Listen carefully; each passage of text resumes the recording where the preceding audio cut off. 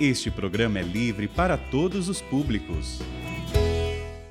É o programa A Bíblia no meu dia a dia, chegando até você. Que experiência maravilhosa e que inspiração o Monsenhor Jonas teve, não é? De nos conduzir na palavra. A Canção Nova nasce dessa experiência com a palavra que é viva e eficaz e que vai nos transformando e que vai fazendo com que o nosso coração seja cada vez mais incendiado e apaixonado pela palavra, mas também pela salvação das almas.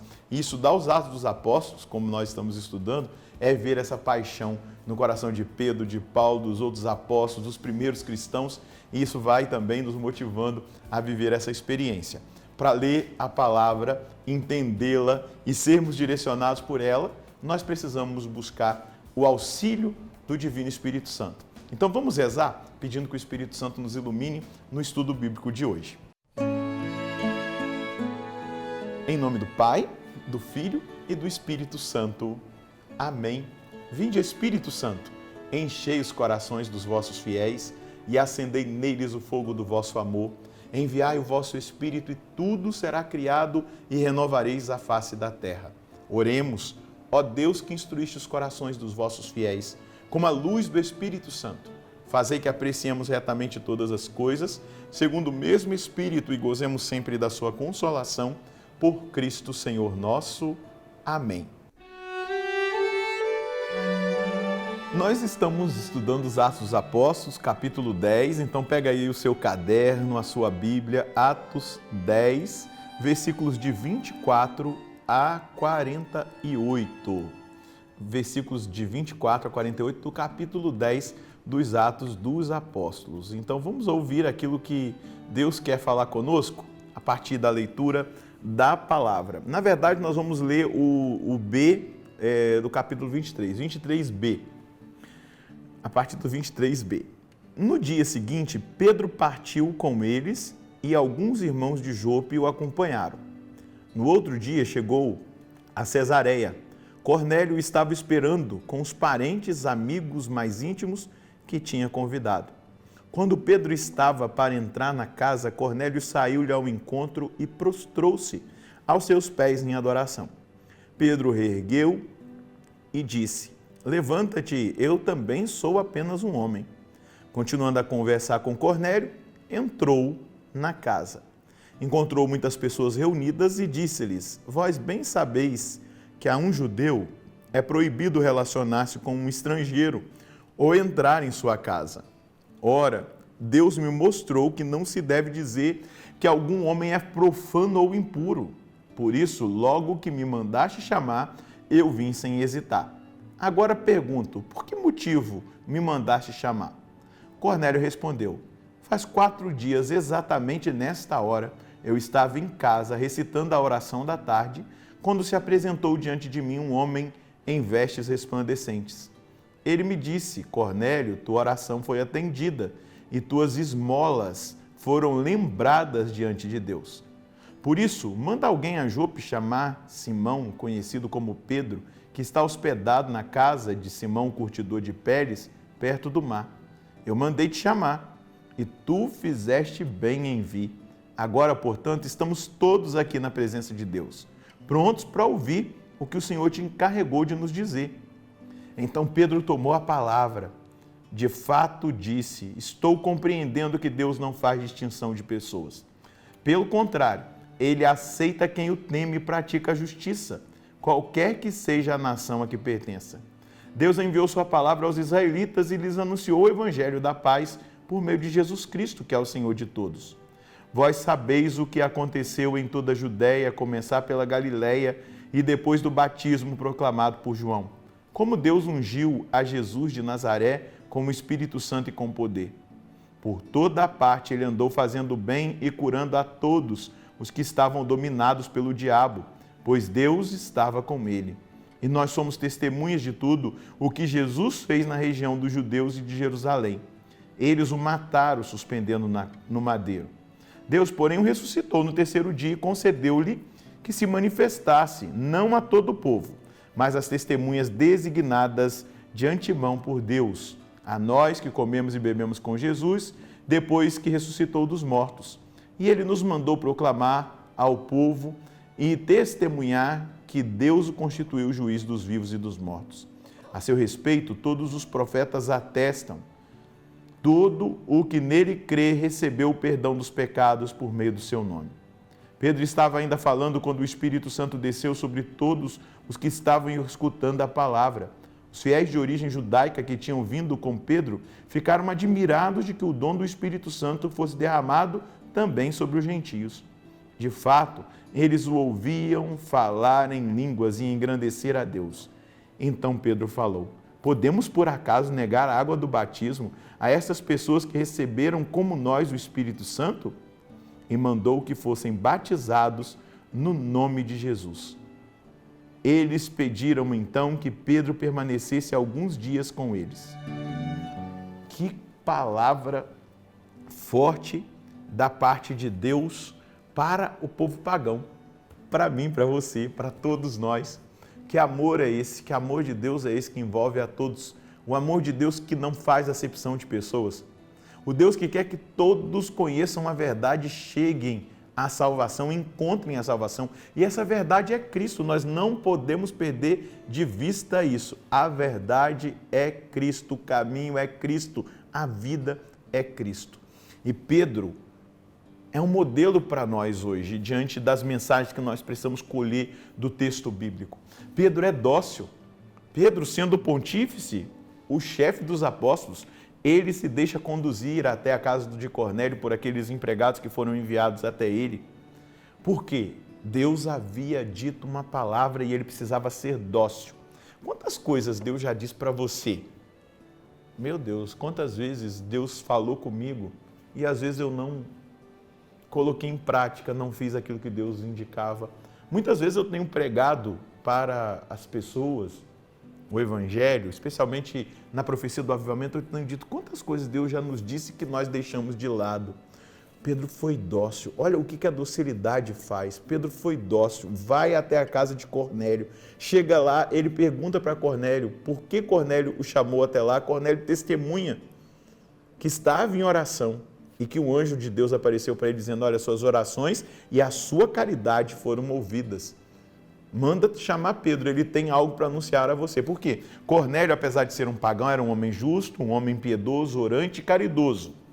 Ele vivia ali a fé judaica sem ser judeu. Ele vivia uma intimidade com o Deus de Israel.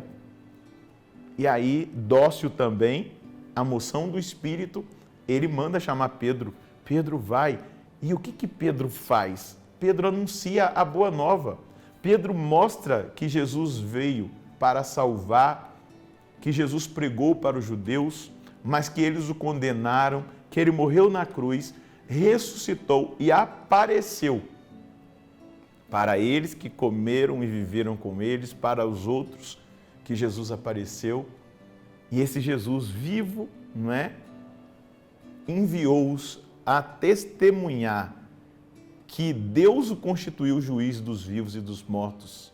E foi, diz Pedro, a seu respeito, que todos os profetas atestaram: todo que nele crê recebe o perdão dos pecados em seu nome. Gente, naquela hora, a palavra pregada por Pedro, o anúncio do querigma, o anúncio de Jesus como Salvador, toca não só em Cornélio, porque é bonito. Cornélio estava esperando com toda a família e os amigos mais próximos. E depois do anúncio da palavra, surpreendentemente, acontece Pentecostes. O Pentecostes dos pagãos, porque o primeiro Pentecostes foi em Jerusalém, na festa de Pentecostes, eram só os judeus que ali estavam. Agora não, quando Pedro entra na casa de Cornélio, o Espírito Santo, o Pentecostes, é derramado como foi em Jerusalém. Ele é derramado lá ali na Cesareia Marítima, onde estava Cornélio, sua família e os seus amigos. E eles começam a falar em línguas estranhas. Eles têm a mesma manifestação que os apóstolos tiveram em Jerusalém, os judeus tiveram em Jerusalém. E aí o que Pedro diz? Poxa vida, se eles puderam experimentar o que nós também experimentamos, por que eu não posso batizá-los? E aí Pedro os batiza. Aqui a gente vai ver, né? Lá tinha crianças, tem gente que critica o batismo de crianças.